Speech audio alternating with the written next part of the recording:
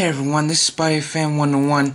I'm here the next day because I've been doing most of the reviews late at night to review Transformers 4 Age of Extinction. And this one just happens to be my favorite Transformers movie because, I remember sitting back one day.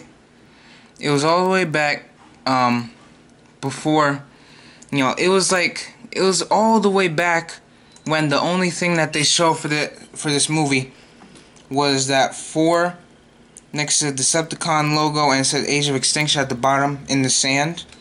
And I was like at my all-time high. I was watching Mark Wahlberg movies and all that. I just discovered who he was, and I was like, you know what? I asked myself this question, what would it be like if Mark Wahlberg had been the main star of Transformers? Like what if he was the one to take charge and lead the franchise? And I will never forget that day when I saw that image and I saw Mark Wahlberg standing there with the other cast members, and I was like, how did that happen? And I basically predicted it, and that's happened to me a couple times with the Transformers movies because, it's happened with Mark Wahlberg, and it actually happened with Isabelle Moner for Transformers 5.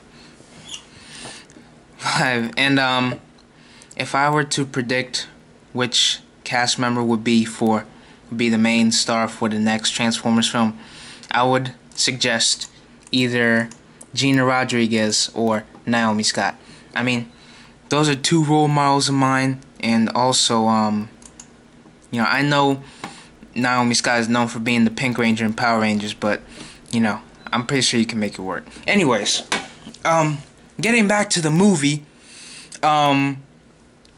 this is actually my favorite one, mainly because it's the longest one, and therefore they get more time to really develop the new story involving Cade Yeager. And Cade Yeager is so cool. He is boss throughout this entire movie. Like he's building these awesome weapons. I think he's the only character so far that has ever had an alien tech as a weapon in a Transformers movie, as a main weapon, because he has his alien gun, and that alien gun is just so cool.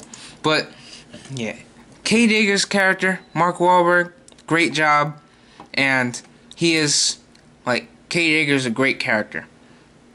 His daughter Tessa, she's a little on and off for me because, there are times where I was like, okay, she's good. And then there are other times okay, she's kind of annoying. But, if I were to give a overall consensus on her character, I would say she's kind of a mixed bag for me. This Shane guy, I really don't like him. He is a jerk. And you talk about annoying characters in these Transformers movies, oh man. He's gotta be at the top of the list. This dude was annoying. And I just wish that he had left the movie 50 minutes in. I'm gonna be generous and give it 50 minutes in, so give it time to develop. But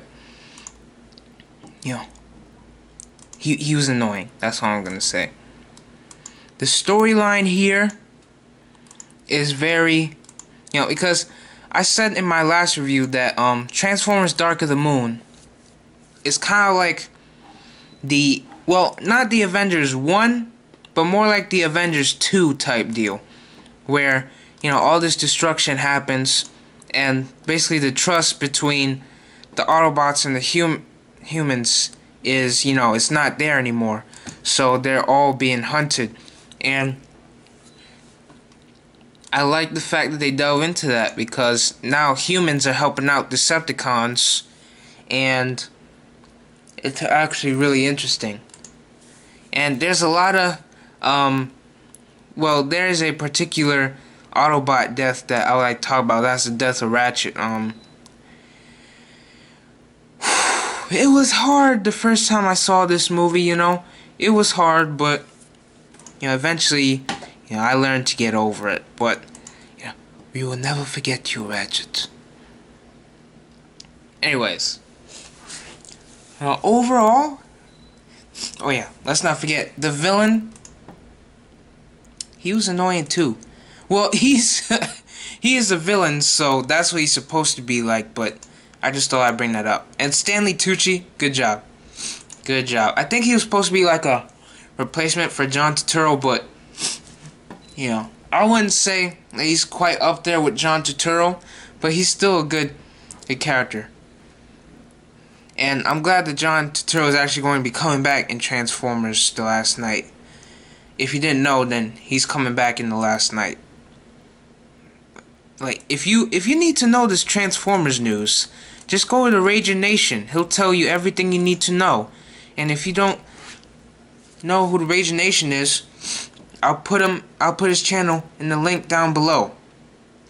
So, yeah, overall, I think this movie was really good. Besides those couple of flaws, I'm gonna have to give it a solid 8 out of 10.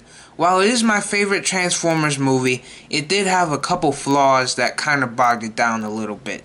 So, let me know in the comments down below what do you think about this movie, and stay tuned on June 23rd when we review the next installment, Transformers 5. The Last Night. And I am SpideyFan101 saying peace.